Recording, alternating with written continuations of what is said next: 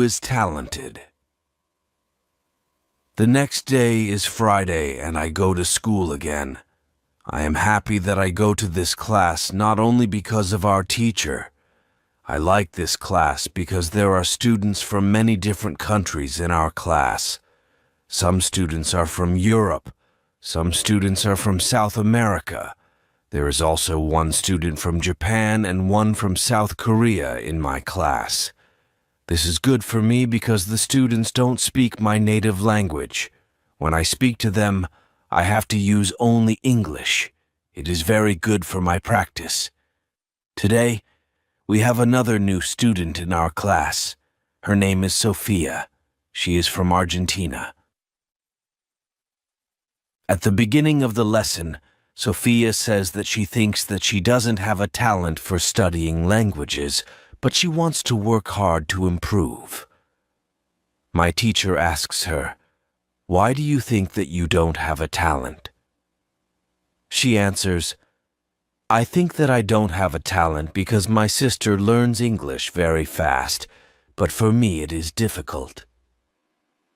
Then our teacher asks everybody in the class, "Do you think that you have a talent for learning languages?" Please put your hand up if you believe that you have a talent. I look around the class and nobody puts their hands up. My teacher smiles, then she says, "Now I want to tell you something. Many people think that you need to have a talent if you really want to learn a new language. I agree.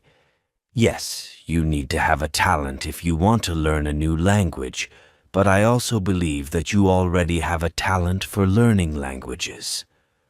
Why do you have a talent? You have a talent because you have already learnt one language, which is your native language. You were successful at learning your native language, and you speak that language fluently. All people who are able to learn their native language have a talent for learning languages. Why do many students believe that they are not talented? The reason is this. There are people who are super talented. Yes, it is true. These super talented people remember new words very fast and for a longer time. Maybe you know these people. Maybe it is somebody at your work or in your family. There are not many of these people, but they exist. I believe that this might be Sophia's sister as well. Learning a new language is fun for these people and they can do it easily. Sophia says that it is true, that her sister is really better than everybody else. Our teacher continues, "It is true that these super talented people exist. It is a fact and we cannot do anything about it. Yet it is not a problem. The problem is that we compare ourselves to these people, and if we don't learn as fast as they do, we think that we are not talented. I want to ask you for one thing. Please do not compare yourself to these super talented people. Yes, they are lucky, and they have an advantage. But you might be lucky too, and you are super talented to do other things. Maybe you are more talented than others when you learn to sing, swim, play tennis, count numbers, cook, or repair cars. People are not all the same. It is a beauty of this world. Now, you can believe that you are also talented. Maybe not super talented, but talented.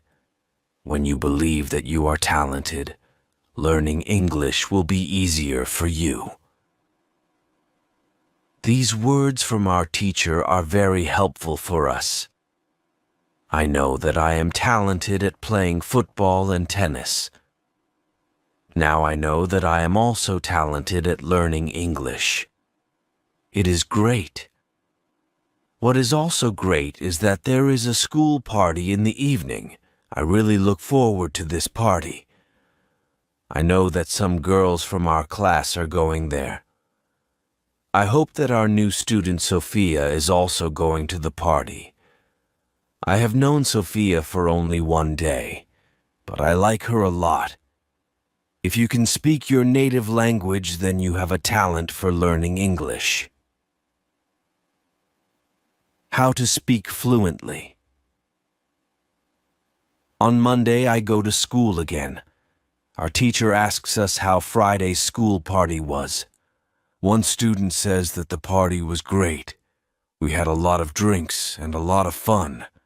The girls from our class enjoyed the party as well. I enjoyed the party a lot because Sophia was there. I could talk to her and we danced together. It was all very nice. There were also 2 boys from my football team at the party. These boys were from Brazil. Their English skills were basic. They could speak only in short sentences, but they were extremely funny at the party.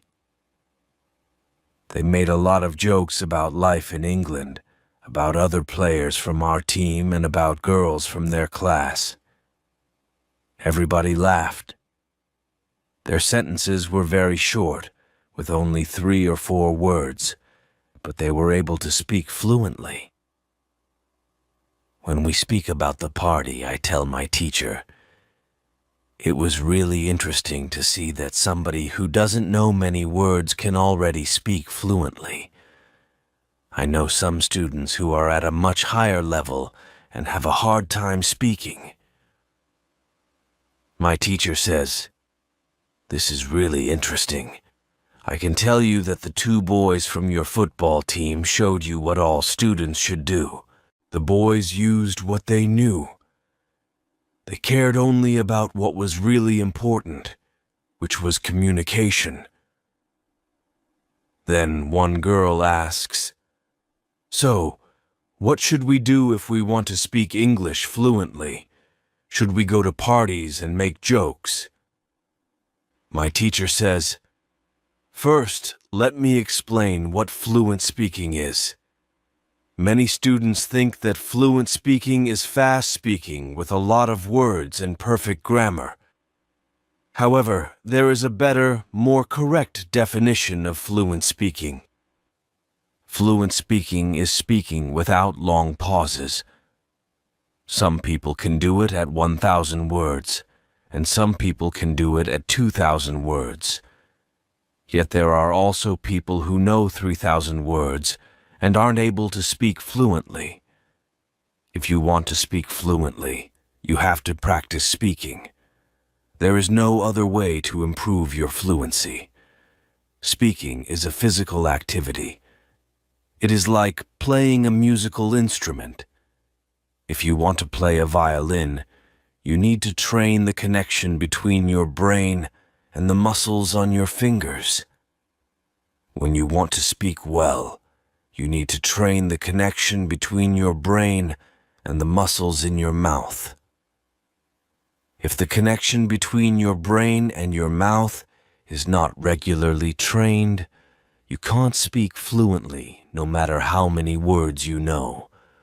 You can't complain that you can't speak fluently if you don't practice speaking often. Maybe you have this experience. You meet a foreigner who wants to speak with you in English. You want to say ideas that are in your head, but you aren't able to do it. You can't find the right words. Then, when you end the conversation and play it back in your head, you see that you actually know the right words, but by then the conversation is already finished. Why do you experience such situations? Because you have little training. Your speaking isn't automatic. It is not automatic because you don't practice it often enough. When you want to speak fluently, I recommend speaking for at least 30 minutes a day. You can speak to a real person. If you don't have a real person to speak to, you can do thinking aloud. It is necessary to really think aloud, and not only think in your head. You need to practice the connection between your brain and your muscles. You can do this by thinking aloud, Does it make sense? Yes, says the girl. If you want to speak fluently, speak for 30 minutes every day. What is the best school? At the next lesson, one of the students asks an interesting question. She says, "Next week I am going home. I would like to continue studying in my country. I don't know how to choose a good school there. Could you help me?" How do I know if the school is good or not? My teacher says, "This is a very good question. I believe that when you read, listen, and speak a lot, you don't have to go to a school. You will learn English naturally by using it. However, if you want to pay for your education, a good teacher can help you speed up the process of learning. If you want to know if your school is good, before the first lesson of the course, go to www.testlanguages.com. There you can find how many words you know. After 5 lessons at the new school, do the test again, and you can see how many new words you learnt. If you are happy with your progress, you can continue paying for your lessons. It is also important that you enjoy every lesson, and you look forward to the next one. It is important to enjoy every activity which you do with English. I also give private lessons via Skype. If you are interested, I can teach you via Skype. If you don't find a good school in your town, you can contact me and I can help you." "This is great," says the student. "I want to have private lessons with you via Skype." This is great news for me. I didn't know that it was possible to have a private lesson with my teacher. Soon I am also going back to my country, and I want to have private lessons with my teacher. When you go to school, you have to see your progress and enjoy every lesson. What to do when you need help? It is Wednesday, and I go to school again. At the beginning of the next lesson, Monica has a question for my teacher. She asks her, "How do you know all of this? Where did you learn information about studying languages?" Our teacher says, "There are many ways to gain knowledge on how to learn and teach languages. The first one is experience. I have been teaching for more than 7 years. I have many years of experience. When I teach you, I observe what works and what doesn't, and then I use only things that help. I also study materials about learning languages on the internet. When I find something interesting, I test it in one of my classes. If it works, I use it in all other classes. There is also another way I get information. It is usually during moments when I have a question but I can't find an answer. During these moments, I go and visit my magic park and I get the answer there." Monica tells my teacher, "This is interesting. How do you get the answers in the magic park? Where is the magic park? Can we go there too?" My teacher says, "What I am going to tell you is not real to everybody. If it sounds crazy, I am sorry.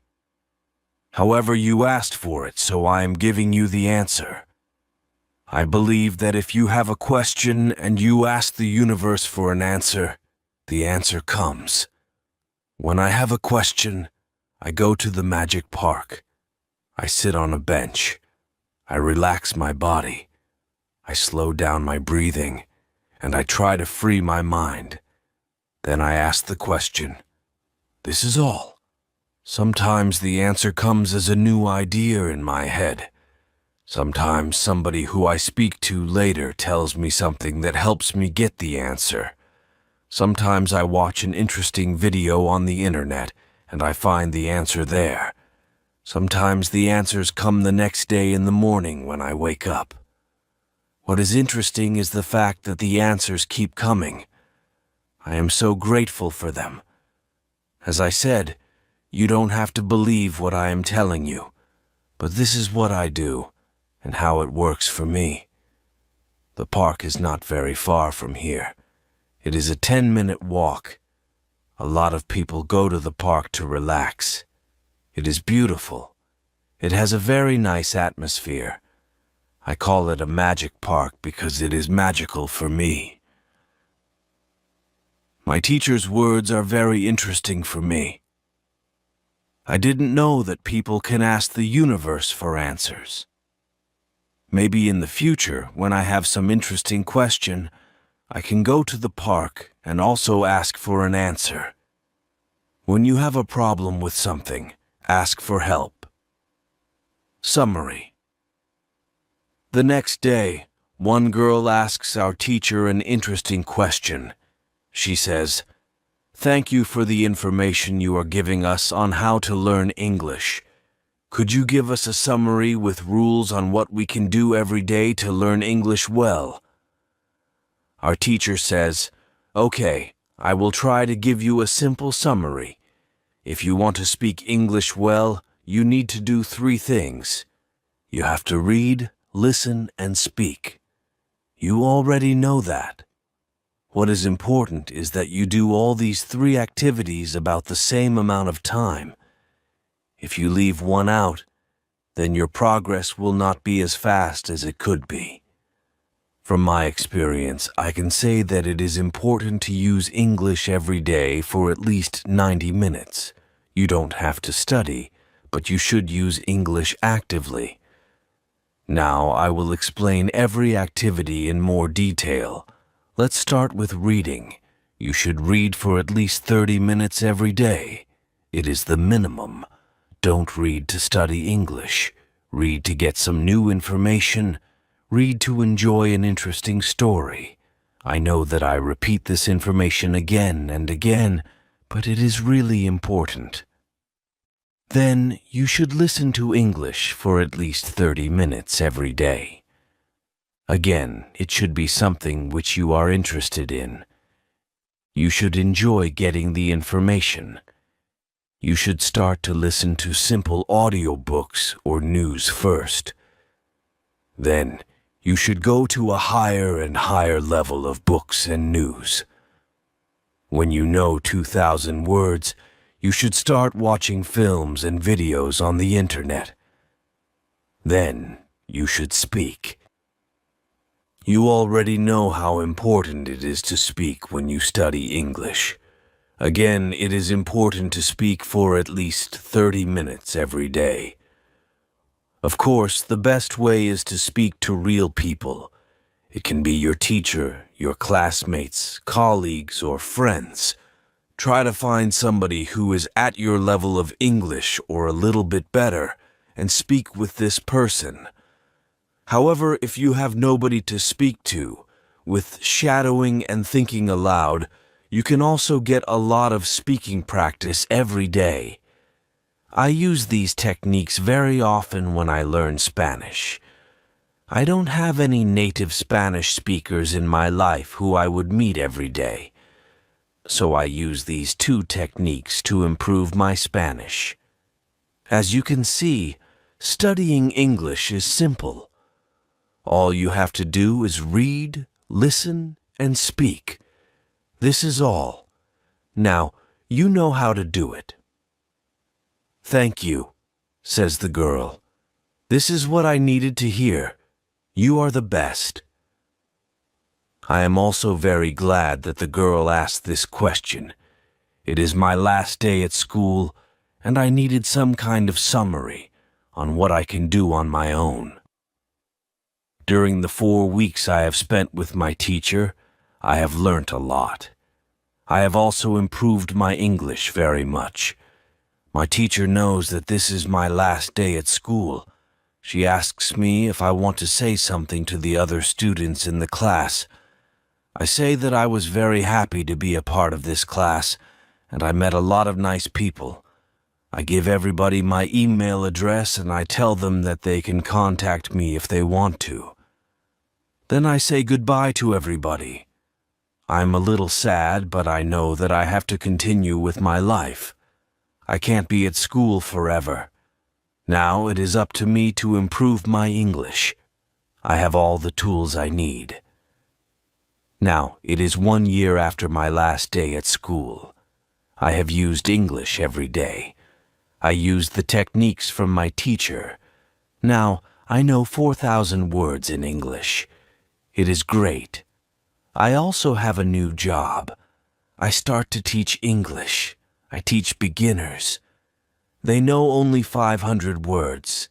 It is good for me because I know that I need a lot of practice as a teacher before I can teach at higher levels. I have one great advantage in my new job. I had a great teacher in London. I learnt a lot from her. Now I am trying to give all I learnt from my teacher to my students. I want them to be successful as well. When you want to learn English, read, listen, and speak. Do each activity for 30 minutes every day.